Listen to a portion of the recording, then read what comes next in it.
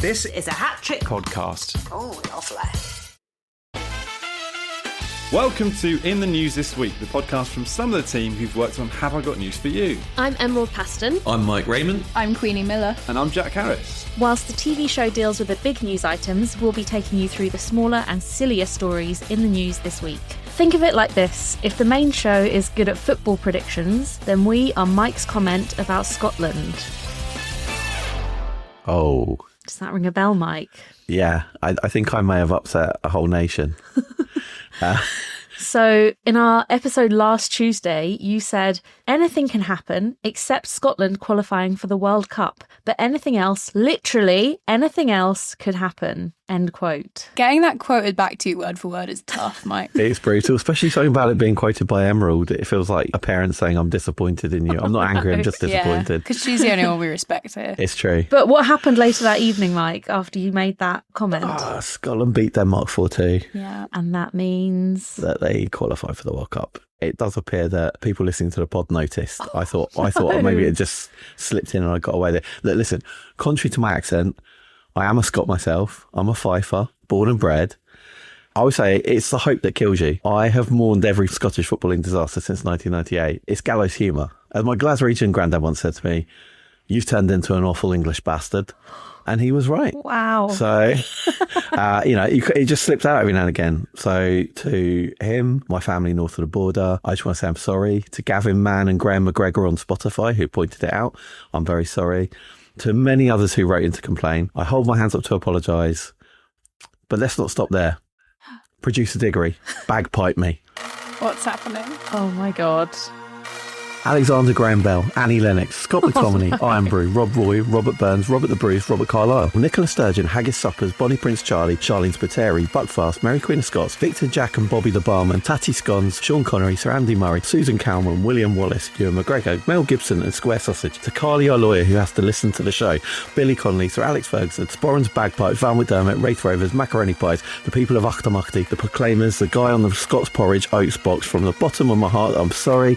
And I tell you right now, I will be there next summer cursing and crying with you all as we exit the World Cup group stage following a 2-0 humbling at the hands of Uzbekistan.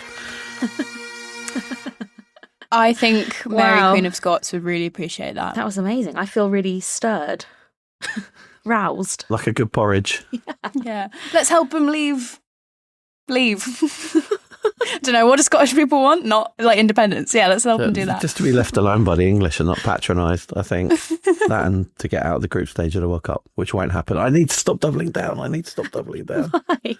I can't help it. I like that you ended the apology with setting yourself up for another apology. You're not really in a position to be making football predictions. So, Mike, people can comment on the show on Spotify. Yes, as it turns out, they can.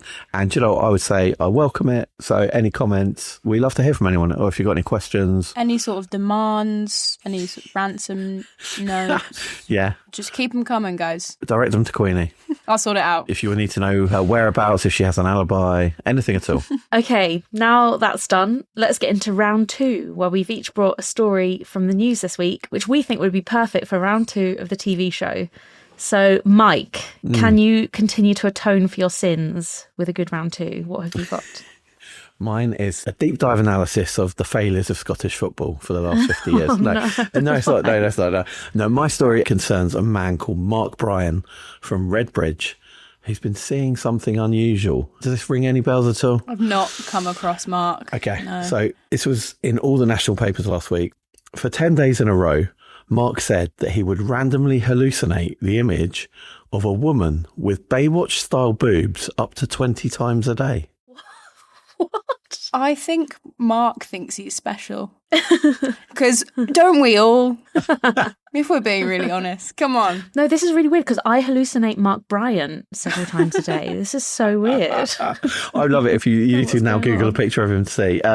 Any ideas what set off the hallucinations? What set them off? It's just suddenly started happening.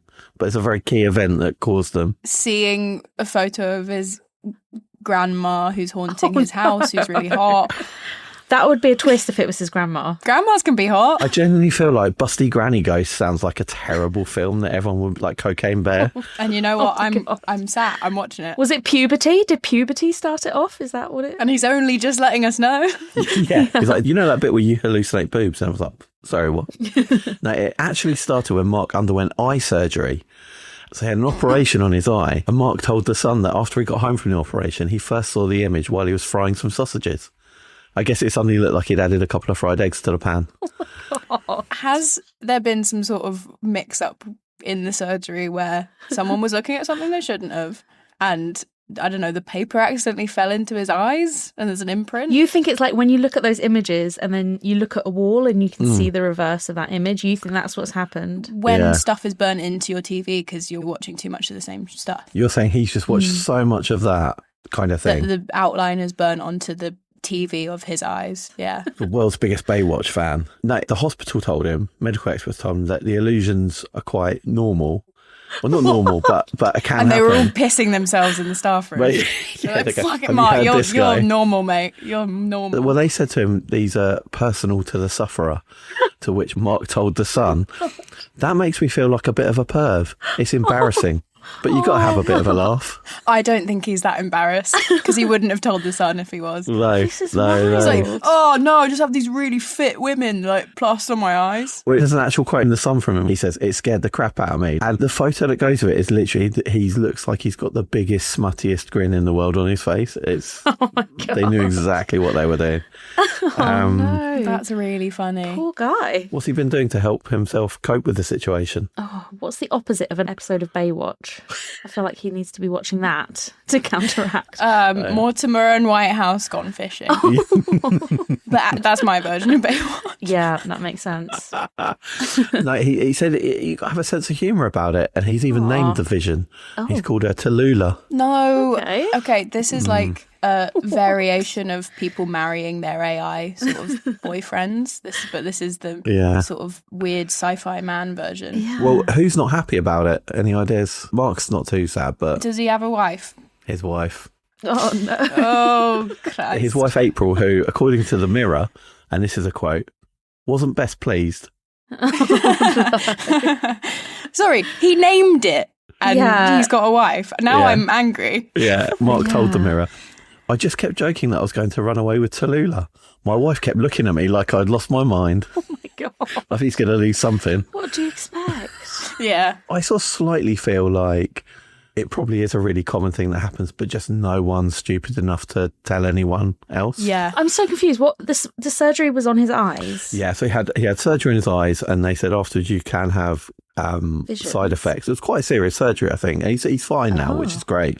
But he actually started seeing these images up to 20 times a day, just while he was going around the house doing normal things. Wow. He also said because of the swelling in his eye, it sort of made the vision sort of slightly animated, so it sort of moved a bit. Oh my God. I think his wife should have slipped the surgeons like 500 quid so that they tattooed a picture of David Hasselhoff into the inside of his eyelids, Really good. Yeah. just to balance it out. That would solve the pay rise negotiations.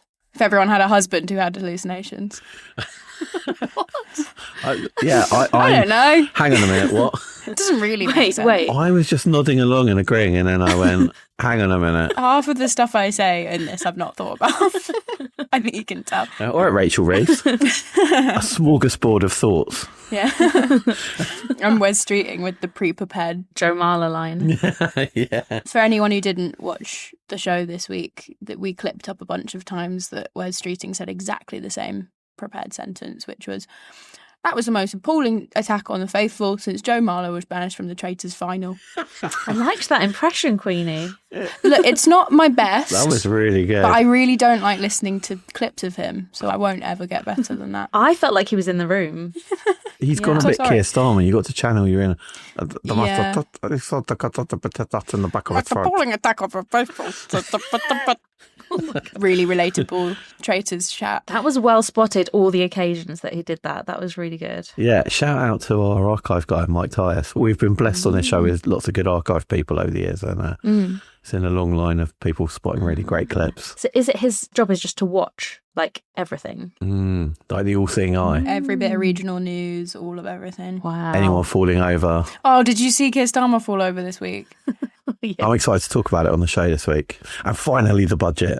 We get to talk about the budget, which is... Oh, yeah. I'm so sick of the budget just looming. It's like they're putting out like a teaser trailer for the budget Yeah. sort of every couple of days. Yeah. They're edging.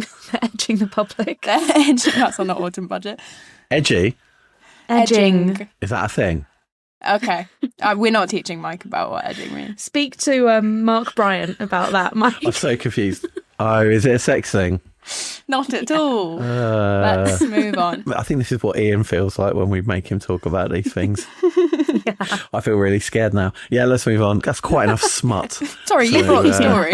But that was a great story. I did think that. I did think, should I bring you guys a story? And then I thought, no, I'm going to bring it. It's just too funny. Thank you, Mike. Queenie, what is your round 2 story for this week? So, my story is from the Associated Press, and it is that a convict in Australia is suing for his right to eat Vegemite, as withholding it from him breaches his human right to enjoy his culture as an Australian. Oh, man. That's great. I think this is brilliant for a couple of reasons. First of all, if I was the sort of prosecution, just from this headline, I'd be able to say, I think there's evidence enough that he is enjoying his culture as an Australian simply for the fact that he's a convict. Yeah. Number 2. So basically, his name is Andre McKechnie. He's 54, and he took his battle for Vegemite to the Supreme Court of Victoria, according to documents released to the Associated Press. Isn't Vegemite something you could quite easily make in a prison toilet, though? You could definitely make something that looks like it. That's what I'd say. I would just say this. It's fine for you to have, say, rinse Australians, but I bet you don't get any complaints. And I say one thing about Scotland not qualifying for the World Cup. Unbelievable.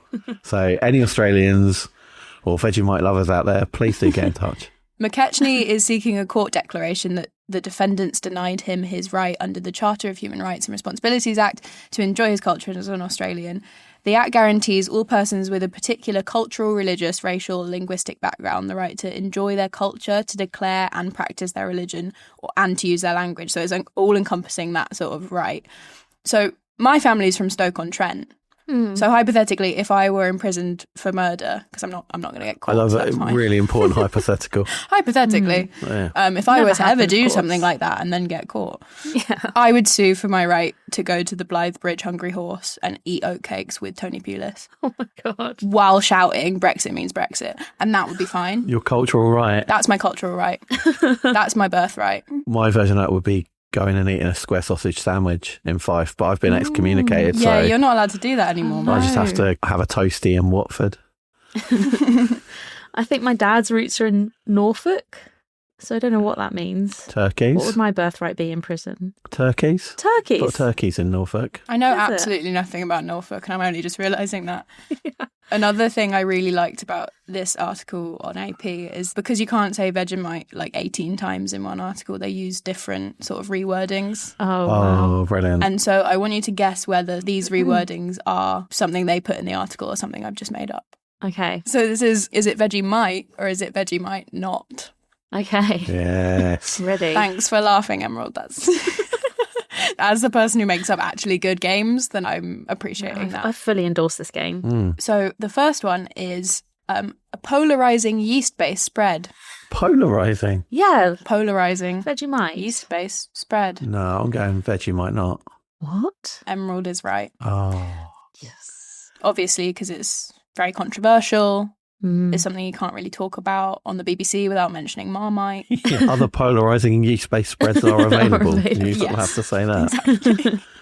The second one is an unfairly maligned culinary icon.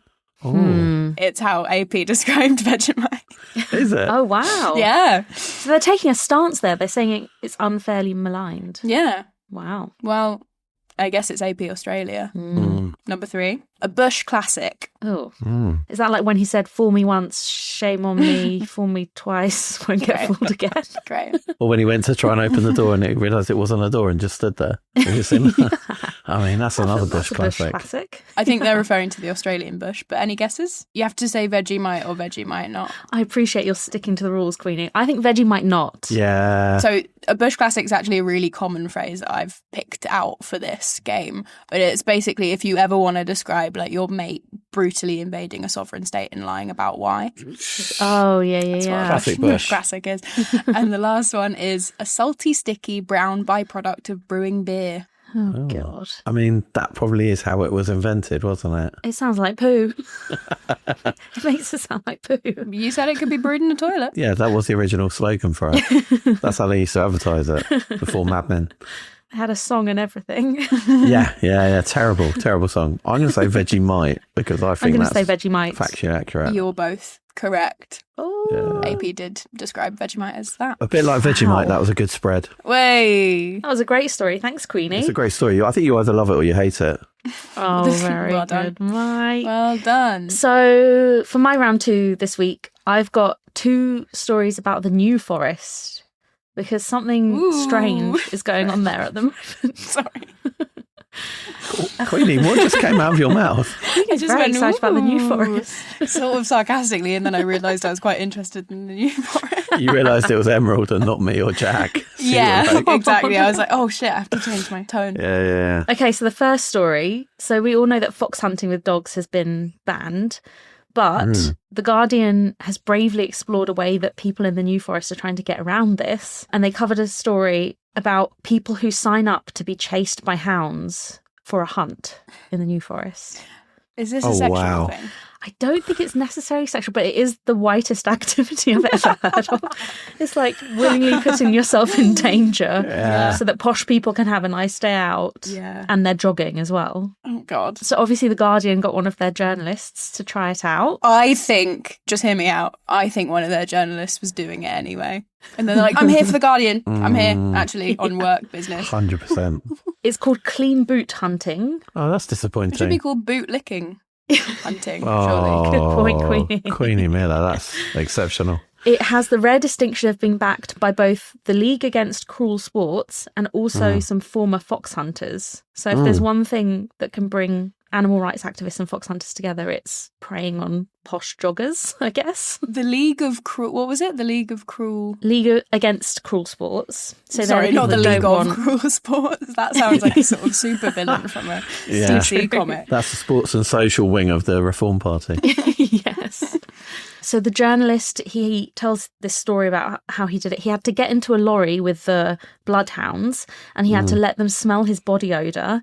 Oh, and he come said on. that apparently the runners are advised not to shower or use deodorant to ensure they're at their smelliest. Okay, so it is a fetish.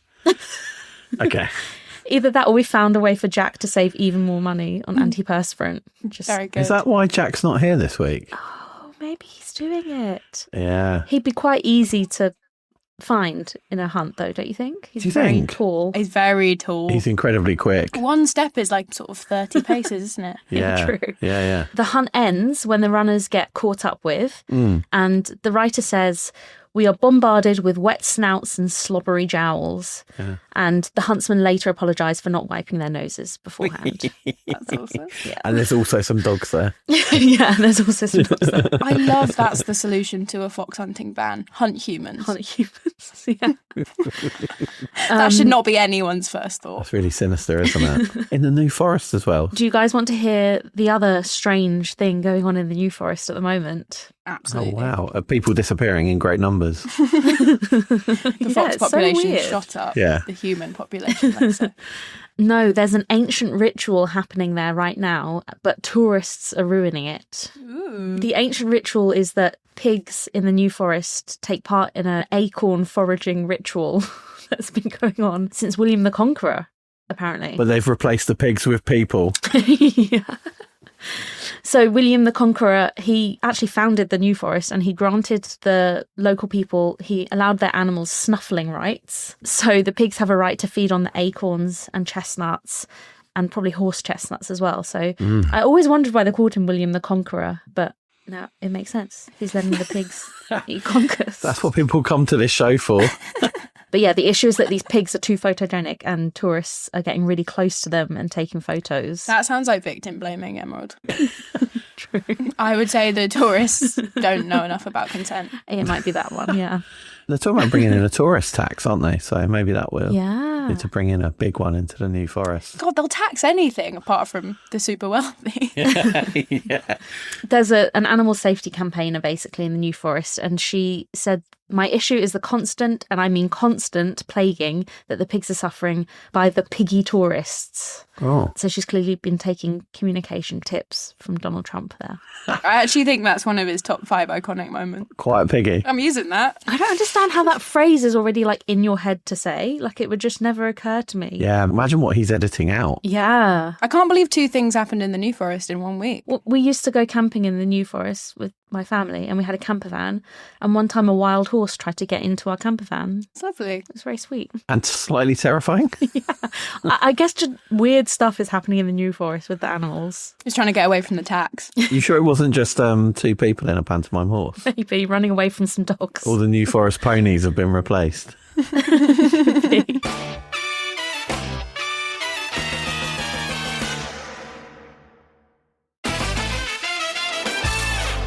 Welcome back to In the News This Week. It's time for the missing words round now, where I'm going to read out some headlines from the past week, and you guys just need to fill in the missing words. First up, we have 3% of British drivers refuse to what? Honk if they're horny. Excellent. 3% of British drivers refuse to brake for the chicken crossing the road. That's definitely be higher than free winner. 3% of British drivers refuse to get close enough to the parking machine to reach their ticket without taking off their seatbelt. I love watching people do that. Really makes me laugh. So the answer is 3% of British drivers refuse to turn right. Oh. Ever? Yes. What do you mean? So, How do they get anywhere? great question. So researchers at Direct Line Insurance, they quizzed 2,000 drivers about any quirky habits they have. And refusing to turn right was one of them. They're like, lol, I'm so random. I just don't Right. turn right ever. What are you talking about? I think there are areas of life to be quirky in, but I feel like driving like Driving really isn't one of metal them. death cans is not the space to be quirky in. I would see that band, Metal Death Cans. So they found a bunch of quirky behaviours from these drivers. So I thought we could play a higher or lower game with this. So we know that 3% of drivers refuse to turn right. Yeah. So do we think that the percentage who refuse to drive after the sun has set, do we think that's higher or lower? My mum says that all the time. Yeah, that's so Anytime I'm high. with my parents, she's like, sun's gone down, I'm not driving. Yeah, I know so many people who won't drive when it's dark. I'm going to say very high. Whoa. I'm going to say like 35%. Okay. Yeah. It's not quite that high, but you guys are right. 11% never drive 11%. after the sun has set. Yeah. Bearing in mind there are 44 million motorists in the UK, so that's That's a a lot, lot of of people. I thought you had the number that you went, that's a lot. Can't do the maths. It's at least 5 people. Yeah, at least 5. Arguably more. Probably more. They're doing a study though. You know, the new headlights, the halogen headlights. Oh, yeah, they're too bright. They're too bright. And I think they're going to have a parliamentary investigation into it. So I look forward to the results of that in about 70 years' time. Yeah.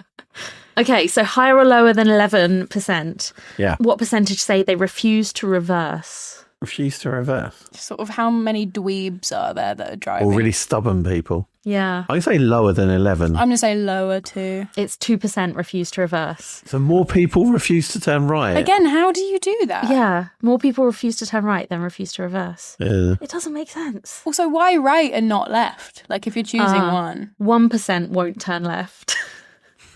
It's so wild. Does that mean we're a liberal country? Yeah. So more people won't turn right than left? Maybe. The proletariat yearn for the Greens. We knew it. Yeah. Okay, so higher or lower than 2%. What percentage won't drive through tunnels? This is like the superstitious people. I have no idea why they're not driving through tunnels. I think I saw this episode of Thomas the Tank Engine. I'm going to say like 0.5%. But I'm going wrong. higher. Okay. Interesting. It's higher. It's 4% of drivers won't drive through tunnels. But my question is, Are there drivers who combine a few of these? So, like, let's I say you're a reckon driver it's- who yeah. doesn't reverse. What happens when you get to a tunnel and you can't go through it? You can't reverse. And there's only a right What turn. are they doing? There's only a right turn. Yeah, I love that these people are on the road. I think that's really good for everyone. My uncle used to, when he was driving, if we were in the car, when we went for a tunnel, he'd go, whoa, mind your head. And he'd duck, and we'd all duck. I really like that. That was like 2 years ago. Okay, next missing word. 20% of Brits dream of what? 20% of Brits dream of Genie. Oh, yes. 20% of Brits dream of the BBC putting the Have I Got News for You extended show back on a Monday night. I think that's probably an accurate percentage of that, Getting your pitch in there. given all the comments. Yeah, lots of comments about that. 20% of Brits dream of the Rapture. I'm in that. 20% Surely of more. Brits dream of not feeling guilty when they turn their heating on. Oh, nice. 20% of Brits dream of Californication. I love that one. Silly. They were the first band I saw live. So that one really That was just for you, that Emma. works for me. Thank you. 20% of Brits dream of another Christmas lockdown so they don't have to see their relatives. Can you imagine how feral the podcast would become if we were all doing it from lockdown? Not to be dramatic, but I would have fled the country. The answer is 20% of Brits dream of being friends with a celebrity. Oh, The study was commissioned to mark the launch of a Netflix film. So take it with a pinch of salt. what a depressing dream to have. They also, in the study, they worked out people's rankings. So which celebrity is the most dreamed about as being someone's friend? So who do you think that was? That's going to be so stupid, like David Beckham. He was second. He was second. I knew it. David Beckham. Mr. second. Rogers. I went with Mr. Rogers, but I think that's... That's quite niche, Queenie. But he's meant to be people's friend. He's been dead That's for like true. 5 years. What am I talking about? Is it Zach Polanski? He seems to be top of all the polls right now. How did you know about my dream study? Yeah, just Queenie. Is it the Queen? No. Paddington Bear? But King Charles is 7th, which makes me think that they included nightmares as well as dreams. King Charles is 7th. The most unsettling man. Is it like Beyonce? Yes, Queenie. Yeah. Beyonce. Oh, wow. So she's the top of the UK's wish list of dream friends. Apparently, almost 1 in 10 imagine that they're hanging out with her as a friend. Fucking hell. Finally, half of Brits do not know what. How much fun it is to hunt other human beings for sport. Half of Brits do not know that if they're in prison, they can sue for their cultural rights of living in Luton. Ooh. They can get Marmite. Half of Brits do not know that the other half are plotting against them. Oh no. Which side are you on? Yeah, That's a so- way to stoke cultural division. Yeah. The answer is half of Brits do not know their blood type. Yeah, I don't know my blood type. I don't either. I just suddenly realised I don't. This is the thing that I don't think it's a very interesting stat. Like, the doctors can work it out. So I guess it's not like we need to know. If we needed blood transplanted, the doctors would look into it. Yeah, they have that on file somewhere, I assume, in the cloud. Don't be so down on your blood story, Emerald. Oh, negative. Oh, very good. That joke was in prose. That was really impressive. Oh, negative. It's different in Asia because in Asia, blood type is commonly thought to be associated with your personality traits. Oh, wow. So you often see in like Japanese like manga, they'll give you some stats about the character and it will include their blood type. So people with type A blood are friendly and kind, but also obsessive and anxious. And people with type B are spontaneous and creative, but can be selfish. Oh, wow. But yeah, I'm not sure I buy into that. But then again, I'm a Libra, so I tend to overthink things. I think the blood type thing is probably more accurate than star signs. And also, can we reverse engineer it and use the descriptors to find out what blood type we are? Oh, Like, I'm yes. selfish, and Spontaneous and creative. so I'm B, I think. You must be B. I'll tell that to King's College Hospital. Which one's a bit stupid? I'll go for that. Type O are confident but stubborn and aggressive. Does that feel That like could be. you, Mike? That could be. Sort Oh, of wow. Any of us. Wow. I think that's all of us. That's people who refuse to reverse.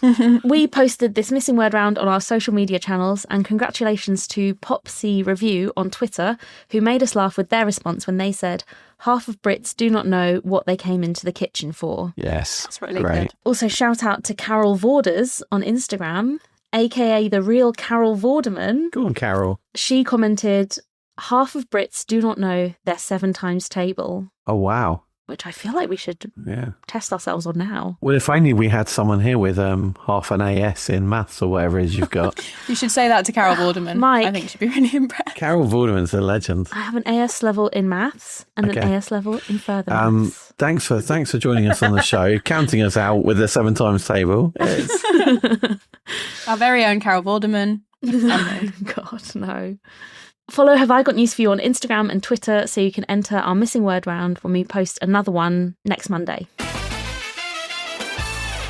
Thank you for listening to In the News This Week. If you've enjoyed this episode, please give us a 5-star rating on Apple Podcasts or Spotify. For updates on the show, make sure you're following Have I Got News For You on Instagram, TikTok and Twitter. You can also get in touch with us by emailing podcasts@hattrick.com. That's hattrick with 2 T's. Make sure you're followed or subscribed to the podcast wherever you're listening to it now, and we'll see you here for next week's episode. Emerald, take away the times tables. 7, 14, 21. This is thrilling. 28. Oh, God. Wow. 35. Now put the calculator down. In the News This Week is presented by Jack Harris, Queenie Miller, Emerald Paston and Mike Rayment. The producer is Diggory Waite. The executive producer is Claire Broughton. And the music is by Big George. In the News This Week is a Hat Trick podcast.